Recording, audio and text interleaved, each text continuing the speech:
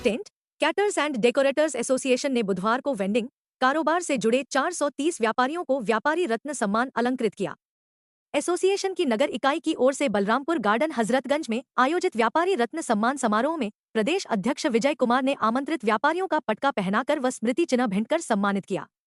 इस मौके पर नगर अध्यक्ष कीर्ति चौधरी ने टेंट और कैटरिंग की गाड़ियों को शहीद पथ पर न चलने देने का मुद्दा भी उठाया।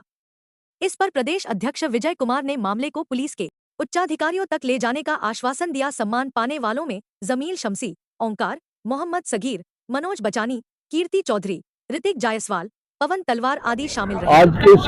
कार्यक्रम में ये हमारा जो 1, 2, 3 सितंबर को जो हमने कार्यक्रम किया था इंदिरा गांधी प्रतिष्ठान में महाअधिवेशन, उस महाअधिवेशन के तहत में जो हमारे लखनऊ के व्यापारियों ने जो बढ़ चढ़ के हिस्सा लिया था, जिन्होंने अपना योगदान दिया था और मेहनत किया था कार्यक्रम को सफल बनाने के लिए,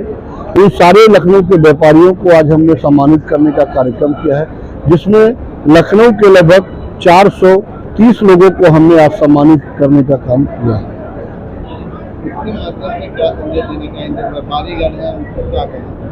व्यापारियों को हम ये संदेश, ये स्मृति व्यापारी रत्न सम्मान समारोह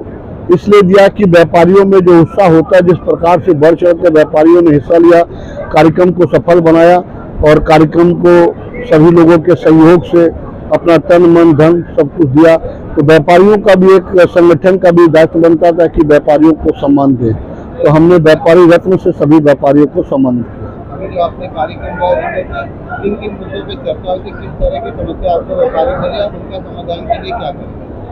व्यापारियों की जैसे नो एंट्री ट्रैफिक को लेकर के गाड़ियों की समस्या थी, जिसके लिए हमने माननीय ब्रजेश पाठक जी से बात को रखी है और उन्होंने उस समस्या को हल कराने के लिए कही है। आगे हम इसके लिए उनसे टीम मिल करके इसको और आगे कोशिश करेंगे, नो एंट्री की समस्याएं हमारी खत्म की जाए।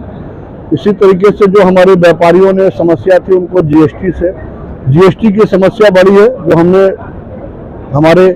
कैबिनेट मंत्री नंद गोपाल नंदी जी, जिनको हमने बुलाया था, वो आए थे कार्यक्रम में दूसरे दिन के 2 तारीख को, तो उसमें हमने अपनी बात रखी थी। तो उसमें उन्होंने कहा था कि हम आपकी बात को जो है आगे तक पहुंचाएंगे और कोशिश करेंगे कि इसमें आप लोगों की जो मांग है ये जायज़ है कि होटल के अंदर में 5% का टैक्स और बाहर लॉन और गेस्ट हाउसों में 18% का टैक्स, ये कहीं ना कहीं व्यापारियों के साथ अन्याय है। इसको कहीं ना कहीं कम किया जाए कि होटल में जब 5% का टैक्स होगा तो होटल में ज़्यादा से ज़्यादा लोग काम कराने के लिए जाएंगे। जब 18% बाहर में अगर काम होगा तो बाहर कोई क्यों काम कराएगा? तो जबकि ज़्यादा से ज़्यादा लोगों को रोजगार देने के हमारे टेंट और कैटरिंग लाइट के व्यापारी करते हैं, उस पर उन्होंने ये आश्वासन दिया था कि हम वित्त मंत्री जी के पास भी बात को ले जाएंगे, रखेंगे और ये आपकी बात भी जायज़ है। उस पर कोशिश की जाएगी कि इस पर हम लोग कोशिश करके इसको कम कराएं। कई वर्षों से हम सारे नेता लीडर आपको बुलाते हैं, यही मांगे आधार आप रखते हैं, कभी तक मुझे बातें क्यों नहीं बोलते?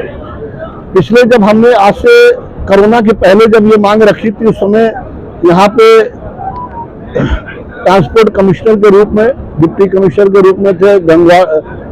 गंगाफल जी को हम लोगों ने इसी बलरामपुर गार्डन में बुलाया था, वो आए थे और उन्होंने ये एक आदेश भी पारित कराया था नो एंट्री को लेकर के,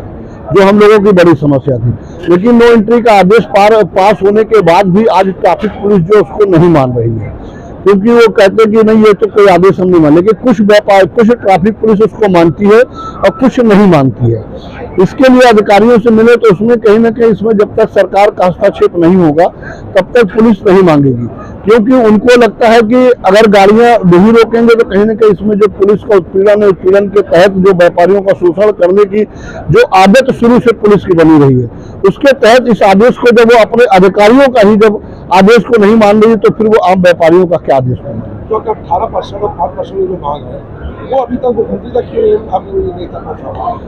अभी हमने इस कार्यक्रम के माध्यम से कैबिनेट मंत्री जी को ये बात हमने पहुंचाई है। कैबिनेट मंत्री जी ने हमको आश्वासन दिया और उप मुख्यमंत्री ब्रजेश पाठक जी ने भी हमें आश्वासन दिया है कि ये चिट्ठी आपकी जो है, हम ये चिट्ठी जैसे पहले जब कभी टेलीफोन नहीं हुआ करते थे, जब लोगों के घर पहुंचती थी तो बड़ा इंतजार होता था, उसी प्रकार से ये चिट्ठी हम माननीय मुख्यमंत्री जी तक पहुंचाने का हम काम करेंगे और कोशिश करेंगे कि आप लोगों को, और वही चीज हमें आश्वासन और कैबिनेट मंत्री नंद गोपाल नंदी जी ने भी दिया है कि हम इस बात को वित्त मंत्री तक भी रखेंगे। इस बात को हमने वित्त मंत्री सुरेश खन्ना जी के समझ भी रखी है, उनके भी समझ रखी है, उन्होंने भी हमसे अभी कोई खास आश्वासन नहीं दिया है।